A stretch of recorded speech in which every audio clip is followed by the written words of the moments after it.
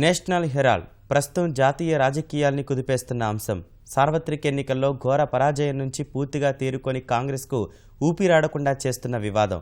ఆ పార్టీ అధినేత్రి సోనియా గాంధీ, ఉపాధ్యక్షుడు రాహుల్ గాంధీని కోర్టుకి ఈడ్చిన కేసు. అసలు ఏంటి నేషనల్ హెరాల్డ్ కుంభకోణం?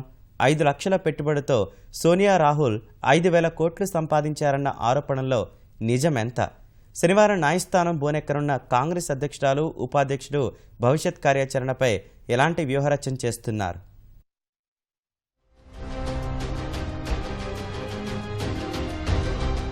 అధికార దుర్వినియోగం, ముసుగు సంస్థల సృష్టి, వేల కోట్ల సంపాదన. ఈ మూడంచెల విధానాన్ని అనుసరించి అనతి కాలంలోనే కుబేరులైన మహామేతలు, యువమేతలు ఎందరో. దాదాపు 130 ఏళ్ల సుదీర్ఘ ప్రస్థానమని చెప్పుకునే కాంగ్రెస్ పార్టీకి ప్రస్తుతం అధ్యక్ష, ఉపాధ్యక్షులుగా వ్యవహరిస్తున్న వారు ఇదే కోవకు చెందినవారన్న ఆరోపణలు వెల్లువెత్తుతున్నాయి. ఇందుకు ప్రధాన కారణం నేషనల్ హెరాల్డ్ కేసు. ఈ మొత్తం వ్యవహారంలో సోనియా గాంధీ, రాహుల్ గాంధీ బృందం పెట్టిన కొన్ని లక్షల రూపాయలు పెట్టుబడి, వేల కోట్ల రూపాయల ఆస్తుల్ని తెచ్చిపెట్టిన తీరు వ్యాపార నిపుణుల్ని అబ్బురుపరచడమే కాదు, రాజకీయంగా పెను ప్రకంపనలు సృష్టిస్తోంది.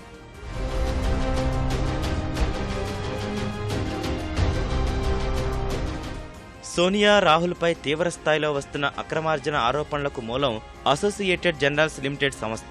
1937లో ఏజేఎల్ను స్థాపించిన జవహర్లాల్ నెహ్రూ నేషనల్ హెరాల్డ్ పేరిట ఆంగ్లం, హిందీ, ఉర్దూ భాషల్లో పత్రికలు ప్రచురించారు. 1940లు, 70లలో కొన్నిసార్లు తాత్కాలికంగా మూతపడడం మినహా సజావుగా సాగిన ఏజేఎల్ను 2008 వచ్చేసరికి ఆర్థిక కష్టాలు చుట్టుముట్టాయి. పత్రికను నిలిపివేయక తప్పని పరిస్థితుల్లో సోనియా, రాహుల్ చక్రం తిప్పారు. నేషనల్ హెరాల్డ్ ఉద్యోగులకు బకాయి జీతాలు చెల్లించేందుకు వీలుగా ఏజేఎల్కు కాంగ్రెస్ పార్టీ తరపున దాదాపు 90 కోట్ల రూపాయల్ని వడ్డీ లేని రుణంగా అందించారు.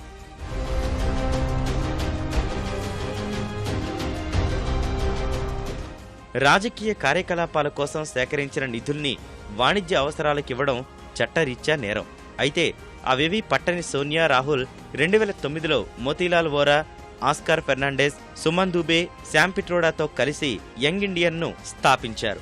లాభాపేక్ష లేని సంస్థగా కేవలం 5 లక్షల రూపాయల మూలధనంతో ఏర్పాటైన యంగ్ ఇండియన్లో 76% వాటా సోనియా, రాహుల్దే కాగా 24% వాటా మిగిలిన వారిది.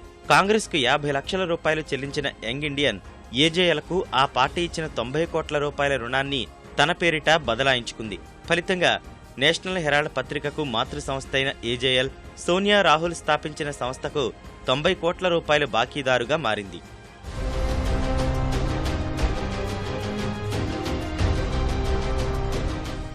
అప్పుల బదలాయింపు పూర్తయ్యేసరికి 5,000 కోట్ల రూపాయలకు పైగా విలువైన ఓ స్థిరాస్తి సంస్థగా మిగిలిన ఏజేఎల్ కష్టకాలంలో ఆదుకున్న కాంగ్రెస్ పెద్దల రుణం తీర్చడంలో అత్యంత ఉదారంగా వ్యవహరించింది. తన సంస్థ ఆస్తులన్నింటినీ ఈక్విటీ షేర్లుగా మార్చి వాటిలో 99% వాటాల్ని సోనియా, రాహుల్కు చెందిన యంగ్ ఇండియన్కు బదలాయించింది. అంటే కేవలం 5 లక్షల పెట్టుబడి పెట్టి మరో 50 లక్షలు అప్పు ఇచ్చిన యంగ్ ఇండియన్ అనతి కాలంలోనే దాదాపు 5,000 కోట్ల రూపాయల విలువైన ఆస్తులకు యజమానయ్యింది.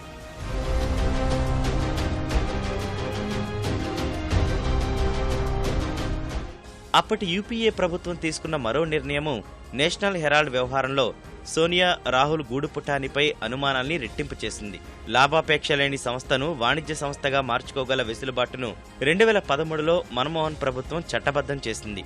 ఈ చర్యను ఆసరాగా చేసుకుని సోనియా, రాహుల్ బృందం స్థాపించిన యంగ్ ఇండియన్ను భవిష్యత్తులో వాణిజ్య సంస్థగా మార్చేస్తే వారందరి ఇంట వేల కోట్ల అవినీతి కాసుల పంట సాక్షాత్కరిస్తుంది.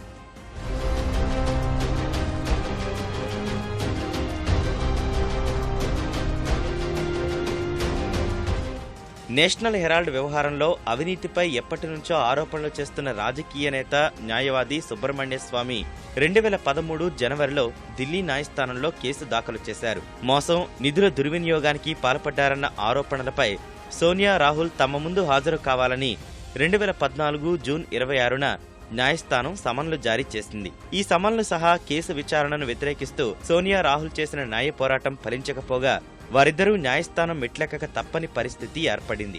కంటి చూపుతో దేశాన్ని శాసించిన వారు నిందితుల్లా న్యాయస్థానం బోనులో నిలబడాల్సిన పరిస్థితిని జీర్ణించుకోలేని కాంగ్రెస్ పార్లమెంటు వేదికగా తనదైన రాజకీయాలు ప్రారంభించింది. కేంద్రం కక్ష సాధింపునకు పాల్పడుతోందన్న ఆరోపణల ముసుగులో ఉభయ సభల కార్యకలాపాల్ని అడ్డుకుని దేశాభివృద్ధికి కీలకమైన బిల్లులు ఆమోదం జాప్యమయ్యేందుకు కారణమయ్యింది. సభను సజావుగా నడిపేందుకు శతవిధాలా ప్రయత్నించిన అధికార పక్షం వ్యక్తిగత కారణాలతోనే కాంగ్రెస్ పార్లమెంటును అడ్డుకుంటోందని ప్రజలకు ఎప్పటికప్పుడు వివరించి చెప్పింది. That a political party, that is the Congress party, has collected funds for a political purpose. For that purpose, a political party gets a tax exemption. By a series of transactions, those funds have been transferred to a trust and then to a company which is closely held.